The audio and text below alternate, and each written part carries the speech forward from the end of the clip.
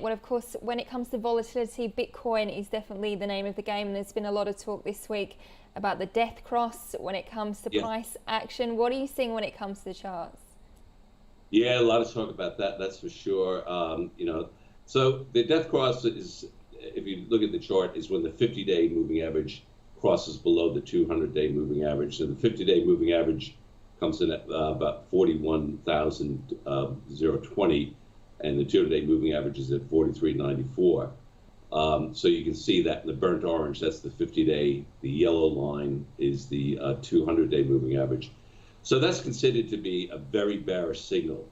But as ominous as that that name sounds, there have been many cases in the past that I've seen where the death cross, everybody gets very excited about it, and sometimes it means it's a bottom. And we actually saw that in Bitcoin a couple of years ago when we had a momentous death cross, and it was the talk of the street. And then the Bitcoin bottomed out over a couple of months and then moved, what we saw to historic highs.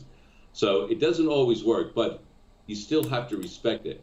And the way I would play this one is, from a technical perspective, is that until it clears back above that 200-day moving average, which is pretty far away, which is 43,195 roughly. But with Bitcoin, it can move up there very quickly. The moves are so violent. But until it does that, I wouldn't be very comfortable buying the Bitcoin on these dips. We've seen some bargain hunting today. We went below that 30,000 level. That was supposed to be a big level because that's the level that held a few weeks ago.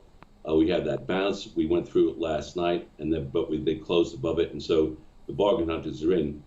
But I wouldn't buy with any confidence at all until we see a couple closes above that 200-day moving average.